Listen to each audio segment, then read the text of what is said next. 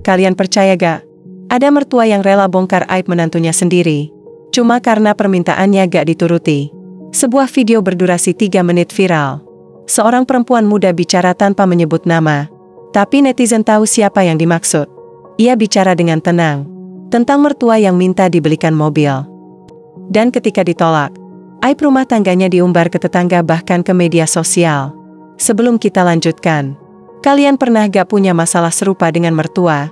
Coba tulis di komentar. Dan jangan lupa untuk like, share, dan subscribe channel ini. Aku mau tahu, jam berapa kalian nonton? Dan dari kota mana saja kalian datang? Kembali lagi ke cerita. Perempuan itu bernama Nisa. Baru 2 tahun menikah dengan Reza, seorang karyawan swasta yang baru naik jabatan.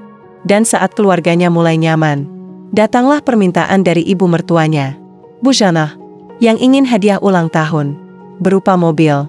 Bukan mobil murah, tapi SUV keluaran terbaru. Dengan alasan katanya, biar kalau dipakai pengajian gak malu-maluin.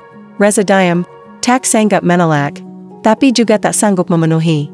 Nisa yang jadi sasaran, karena dianggap menahan rezeki suami. Akhirnya, Bu Jannah mulai buka suara. Di pengajian, di arisan, di status Facebook, semuanya satu arah. Menggiring opini bahwa Nisa menantu durhaka, yang menghalangi anaknya berbakti. Padahal, tak satu pun dari mereka tahu, Nisa selama ini bantu bayar cicilan rumah, dan simpanan tabungan mereka sebagian besar berasal dari hasil jualan daring yang ia kelola. Tapi Bu Jannah sudah kadung melempar api, dan Nisa hanya bisa diam. Sampai akhirnya, ia buka suara lewat video yang bikin gempar. Bukan untuk membalas, tapi untuk bertahan. Karena harga dirinya diinjak. Dan diam bukan lagi pilihan. Nisa tidak menyebut nama, tidak maki, tidak menyindir, hanya bicara fakta. Tentang mertua yang menuntut, tentang suami yang diam, tentang rumah tangga yang rapuh oleh ego orang tua. Dan video itu viral.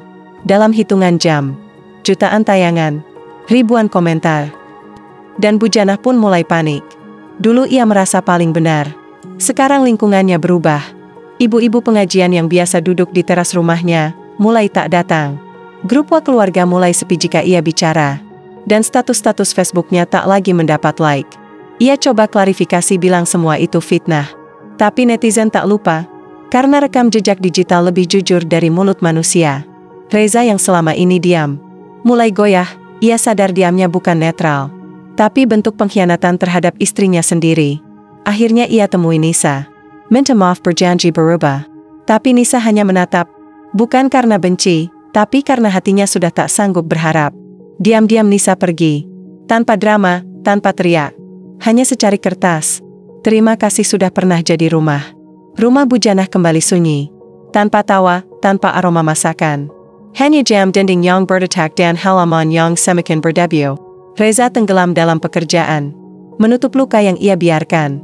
Dan Bu Jannah menunggu dalam sepi yang diciptakannya sendiri. Sementara itu Nisa tumbuh di kota kecil. Jadi guru les, jadi pembuat konten edukatif dan perlahan jadi suara untuk perempuan yang pernah diam. Akun TikToknya ramai.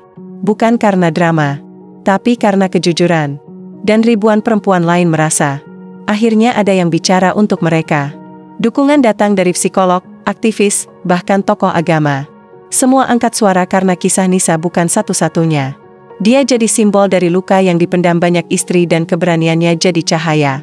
Di lorong rumah tangga yang gelap oleh tekanan keluarga, Reza mencoba datang kembali. Minta kesempatan, bawa penyesalan. Tapi Nisa menolak dengan tenang. Bukan karena tak cinta, tapi karena tak ingin terluka 2 kali. Bu Jannah pun mulai berubah. Hapus semua postingan. Ikut pengajian tanpa foto.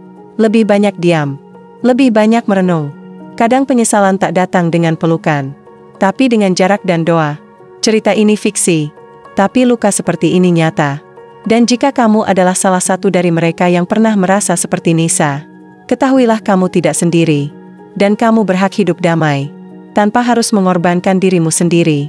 Di Arista Story, kita bicara bukan untuk drama, tapi untuk membuka mata. Karena kadang, cerita paling sederhana menyimpan pelajaran paling dalam. Tulis pendapatmu di komentar. Siapa yang paling bersalah? Ibu mertua, suami, atau sistem yang membenarkan semua itu? Dan jangan lupa, like, share, dan subscribe. karena cerita berikutnya akan lebih mengguncang. Jangan kemana-mana. Cerita ini tidak untuk dijadikan acuan hukum atau profesional. Jika mengalami masalah serupa, segera konsultasikan ke pihak yang berwenang atau ahli terkait.